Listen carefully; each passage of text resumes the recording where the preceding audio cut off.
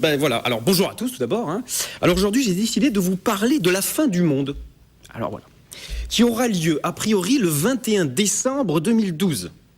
Donc bonne année à tous. Le 21 ou le 12 ? Le 21 décembre. C'est sûr alors. 21 décembre, c'est sûr. Alors c'est sûr, il y a eu plein d'oracles, Nostradamus, etc. Depuis des millénaires, on nous parle, on nous dit chaque fois, presque chaque année, on nous dit c'est bon, c'est là.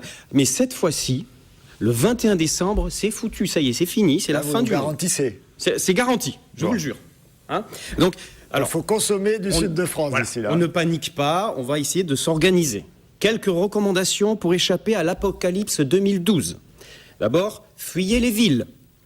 Il va y avoir des tremblements de terre affreux. Tous les immeubles vont s'effondrer avec vous dedans, donc il faut partir. Il faut partir à la campagne ou à la montagne, prendre de l'altitude. Il va y avoir des crevasses, il paraît. Exactement, il va y avoir des météorites et toutes sortes de choses. Donc il faut s'organiser. On va prendre de l'altitude, d'abord pour se rapprocher de Dieu, bien sûr, parce qu'on est plus près de Dieu, et d'autre part pour s'éloigner un maximum des mers et des océans sur lesquels on attend des gros tsunamis, environ 3 ou 4 par semaine. Donc on se rapproche de Gaïa, notre sainte terre. C'est bon, tout le monde, vous avez bien noté. Chez vous, également chez vous, vous notez. Si vous avez des questions, je veux pas crever en 2012.com, le site internet, il y a un petit guide pratique. Une fois dans la montagne.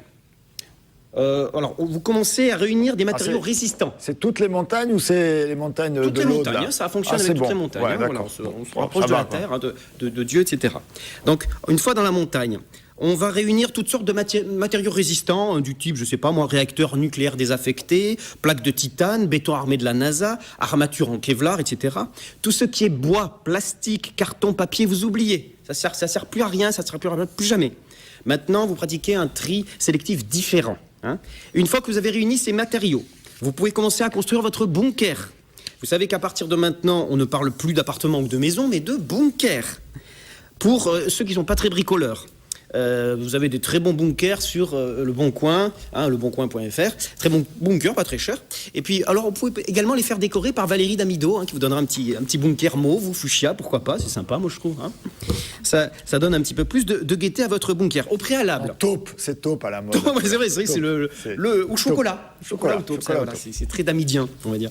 Au préalable, on réunit suffisamment de denrées alimentaires pour le bunker et d'eau pour survivre pendant au moins 2 ans, au cas où ça dure un petit peu plus, parce que parfois les prédicateurs se trompent.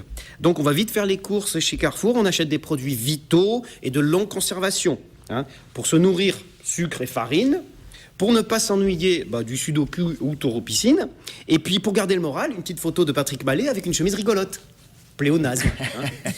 Vous n'avez pas la photo là? On n'a pas la photo de Patrick Mallet la prochaine fois, promis. Dommage.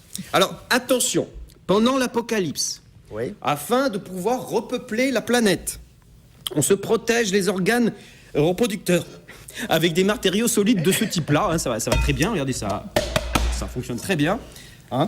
Et puis ensuite, une fois le déluge passé, on remercie Jésus, qui lui est retourné au ciel. Mais je sais pas, c'est la moindre des choses de remercier. Mais on peut croire à d'autres créateurs. Mais bien sûr, on peut remercier Bouddha, on peut remercier qui on veut. Avant de sortir de son bunker, après l'apocalypse, on s'équipe. On ne sort pas à poil en gueulant « Ouais, on est les seuls survivants !» Non, on se calme. On enfile son casque anti-météorite, d'abord, premièrement.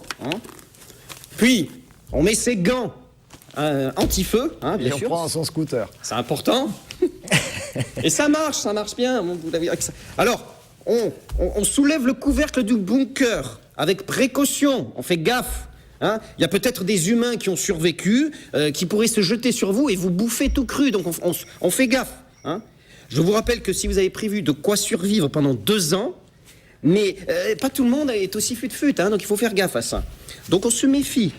D'abord, on balance 2 ou 3 grenades pour faire table rase. Ensuite, on pointe sa Kalachnikov. On sort prudemment. Et voilà, ça y est, on se retrouve dehors, en pleine santé, vivant. Bon, certes, le visage un peu livide, parce que on est un peu en manque de vitamine D, c'est vrai. Mais prêt à repeupler Gaïa, la sainte terre de nos ancêtres. J'ai envie de dire, Alléluia, Alléluia, merci.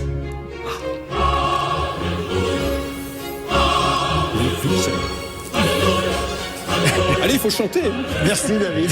Alléluia, on est heureux dans le sens. Au bout de 2 ans après. Pardon? Il faut attendre 2 ans. Il faut attendre 2 ans dans le bunker. Casque sur 2 ans dans le 2 bunker. ans dans le bunker, donc il faut prévoir à manger quand même. Hein. Bon, 2 ans. Ben voilà. Et Voilà. putain de 2 ans, comme il disait l'autre. Ben merci beaucoup, cher David, sur ces sages recommandations. Je vous le rappelle.